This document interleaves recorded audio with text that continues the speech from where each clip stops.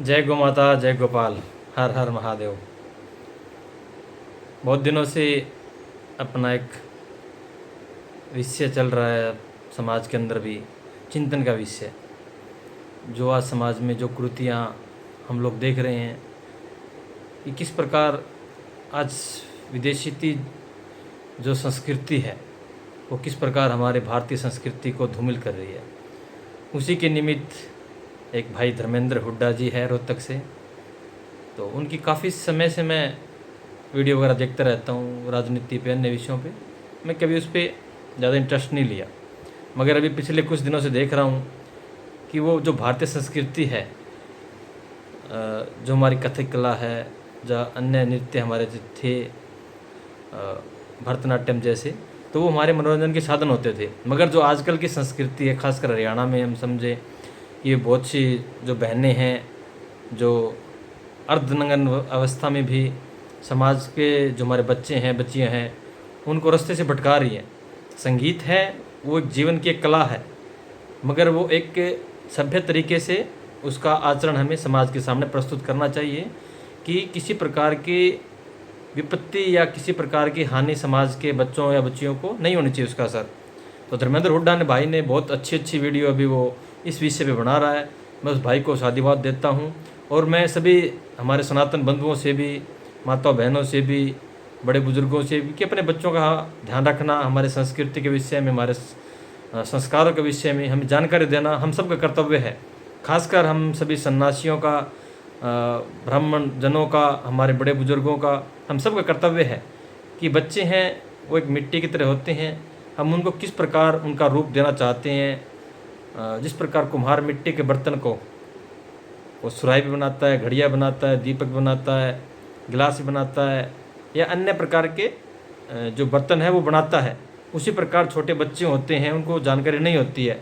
उन लोगों को कोई नशेड़ी ले जाता है, या कोई वेश्यावृत्ति वाले ले जाते हैं, या कोई अन्य तरह के जो समाज में अनवांछित कार्य है वो सब करते हैं।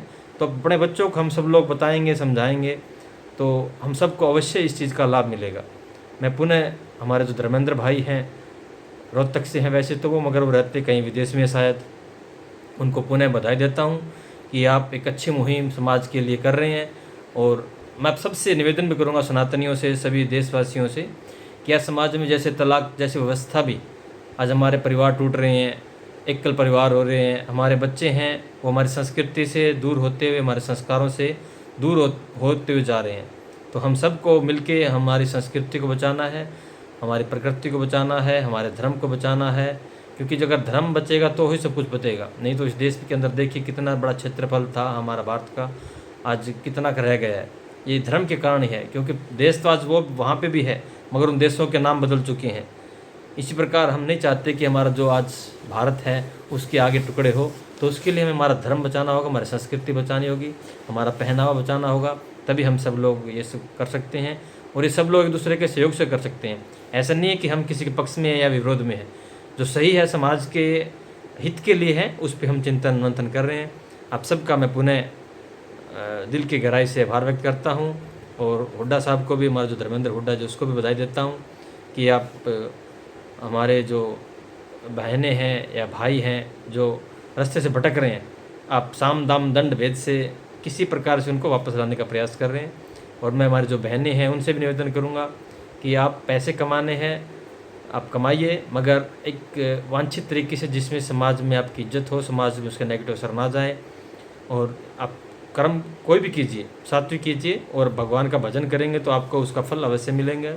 भगवान राजा भी गृहस्थी थे, भगवान राम जी भी गृहस्थी थे, विष्णु भगवान भी हमारे गृहस्थी थे। भोलेनाथ से बड़ा तो कोई नृत्यकार हो ही नहीं सकता, मगर आज हम उनकी पूजा करते हैं। क्यों करते हैं? उनके गुणों के कारण। उन्होंने भक्ति की थी, उन्होंने परमात्मा की सेवा की, परमात्मा का नाम स्मरण किया। और जितने भी संगीत निकले हैं वो हमारे भोलेनाथ के तांडव से ही निकले हैं। तो हम सबको हमारे परम पूज्य भोलेनाथ ओम नमो शिवाय का भी मंत्र का जाप हम सबको करना चाहिए, ताकि हमारी मुक्ति भी हो सके और जो हमारे दैविक दिनचर्या है वो भी चलते रहे। आप सबका पुनः बहुत बहुत धन्यवाद। ओम नमो नारायण, हर हर महादेव, जय गौ माता, जय गोपाल, ओम नमः शिवाय।